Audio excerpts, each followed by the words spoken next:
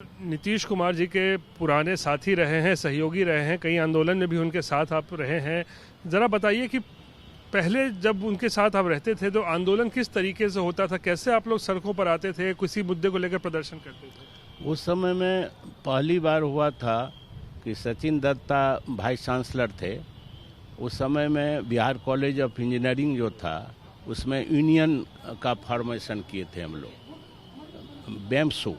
उसमें नीतीश जी पहला अध्यक्ष हुए थे बेम्सू का, यूनियन का, जो कि welfare of the students engineering college तक सीमित था, जिसमें कि अपना जो भी प्रॉब्लम स्टूडेंट का हो, हॉस्टल का हो, शौचालय का हो या अन्य बहुत तरह का प्रॉब्लम था, और साथ साथ और भी कैंपस के बारे में सारी बात करने के लिए यूनियन का फॉर्मेशन हुआ था। उसमें अध्यक्ष नीतीश जी थे और पहला अध्यक्ष थे। वहीं से उनका राजनीतिक शुरुआत ही हुआ था Bihar of college of engineering से।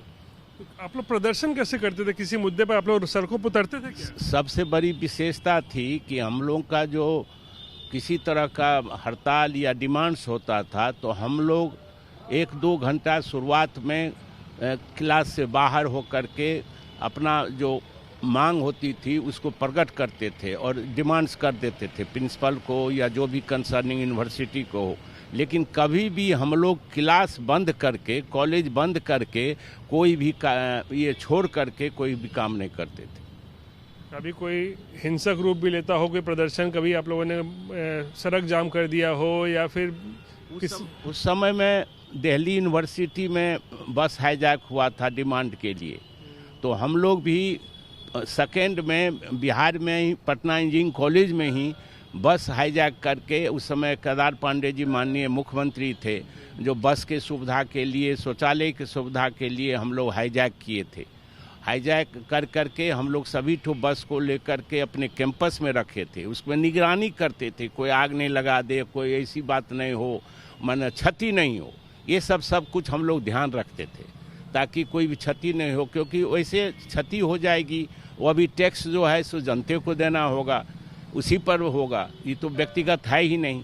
तो सरकारी संपत्ति का बचाव करने का भी व्यवस्था हम लोग उस समय भी करते थे जब विद्यार्थी थे। लेकिन बस हाईजैक करना भी तो उस समय गलत काम था। लेकिन हाईजैक करके प्रेशर था ना, दबाव दे करके तभी कार्य होता। उसी समय में नहीं तो बस नहीं था, लोग पैदल आते थे, साइकिल से आते थे, उतना प्रोविजन, इसीलिए सभी विद्यार्थियों के लिए बस सेवा की आवश्यकता थी इंजीनियरिंग कॉलेज में आने के लिए। इसीलिए रेगुलर जो स्टूडेंट था, डे स्कॉलर, उसकी व्यवस्था के लिए हम लोग डिमांड कर रहे थे।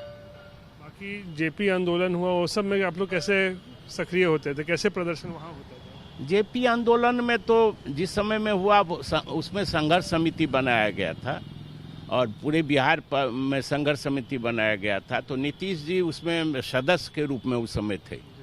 और नीतीश जी जो थे समाजवादी युवजन से जुड़े हुए थे और शुरुआत में समाजवादी युवजन सभा में थे। उसी समय में ये राजनीति में इन्वॉल्व हुए और इसके बाद तो है फिर यूनियन के अध्यक्ष हुए। इसके बाद इंजीनियरिंग कॉलेज से निकलने के बाद फिर जेपी आंदोलन और अन्य कार्यों में इन्वॉल्व रहते थे। आजकल जिस तरीके का हिंसक प्रदर्शन होता है, प्रदर्शन जो है हिंसक रूप ले लेता है, तोड़फोड़ हो जाता है, जीप या बस में आग लगा दीजिए, उस समय भी ऐसा होता था? नहीं, हम लोग तो बचाव करते थे, रात भर जग करके। जो कैंपस में जैसे बस का हाईजैक हुआ या किसी तरह की बात है, हाईजैक करके सुरक्षा प्रदान करते थे और ताकि सरकारी संपत्ति का कोई गड़बड़ी नहीं हो, कोई अनरूली एलिमेंट्स आकर के कोई गलत काम नहीं करे।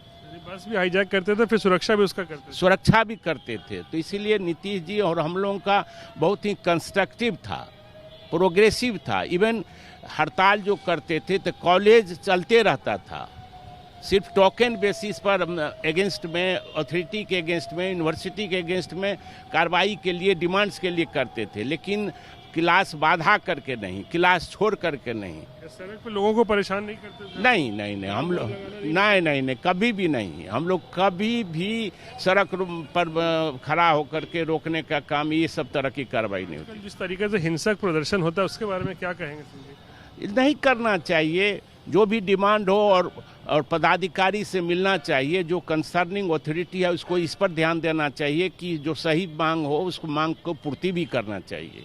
इसकी कमी हो गई है और दूरी जो दिन प्रतिदिन होते जा रहा है, इसी से ये कार्रवाई अधिक बढ़ती जा रही है और धैर्यों को विद्यार्थी या अन्य वर्गों में जो भी लोग हैं, धैर्य की कमी दिन प्रतिदिन होती जा रही है। सरकार ने क्योंकि अभी एक आदेश भी निकाला है जिसमें कहा है कि अगर आप प्रदर्शन करते हैं तो अगर वो हिंसक रूप लेता है या कोई आप गलत काम करते हैं आपराधिक गतिविधि में, तो आपके खिलाफ कार्रवाई होगी, आपको नौकरी नहीं मिलेगी, सरकारी नौकरी। आपको लगता है ऐसा फरमान सही है सरकार का? सरकार द्वारा जो भी निर्णय लिया गया है बहुत सोच समझ के किया गया है।